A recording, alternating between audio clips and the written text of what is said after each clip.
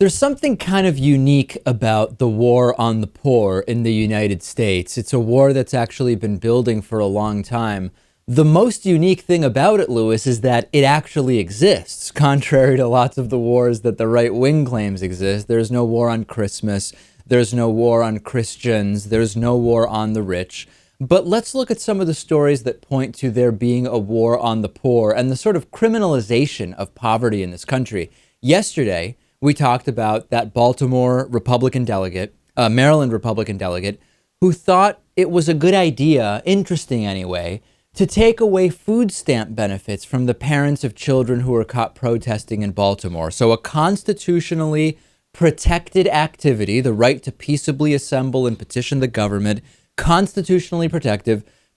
A Republican says, well, unless they are protesting, unless they're on food stamps, in which case maybe we'll just cut off the food. And there's a lot of these bills. I spent a couple hours this morning really looking into this in detail. Here's one example.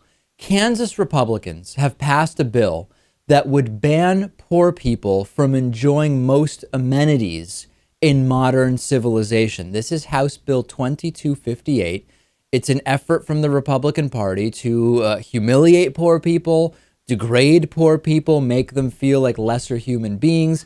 And what it does is it bans recipients of temporary assistance to needy families, also known as TANF, from using that assistance to purchase alcohol, cigarettes, tobacco products, lottery tickets, concert tickets, professional or collegiate sporting event tickets, or tickets for other entertainment events intended for the general public. Let's explore that to begin with.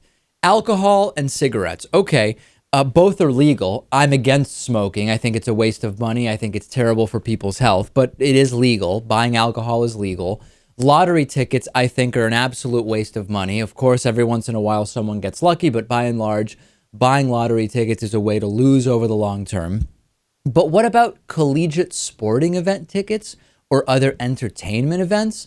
And then the law goes even further. The bill goes even further, and it says you can't spend money. TAMF recipients can't spend at establishments such as casino and gaming establishments, jewelry stores, tattoo parlors, massage parlors, body piercing parlors, spas and nail salons, lingerie shops, and it goes on and on and on.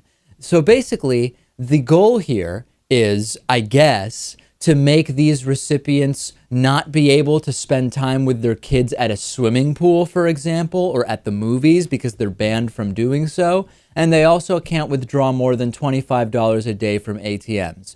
That's an attack on the poor.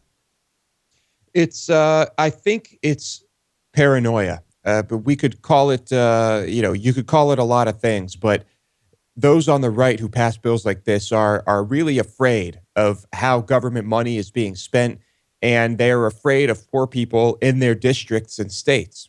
Let's talk about Missouri, where Republican Congressman Rick Bratton wants to ban poor people from purchasing steak and seafood. We know that nutrition pyramid, it obviously suggests eating protein as part of a healthy diet.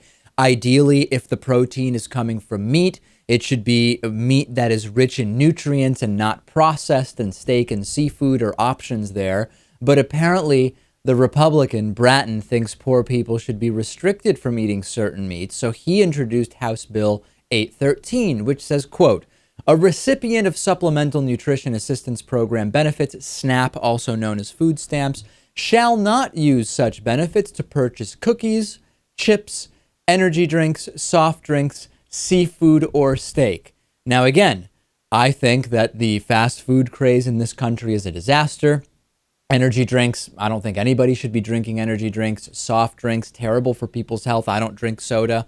But the micromanagement that comes from Republicans who believe in small government, and look at the food stamp rules. SNAP rules allow recipients to buy steak and seafood because they're food items, and it would be burdensome to restrict these items. But apparently, what Bratton wants in Missouri is that if you're asking for assistance in Missouri, you're less than other people. The state is going to tell you specifically how and where to spend your money. They claim, Lewis, the Republicans claim that they want the government to stay out of people's personal lives.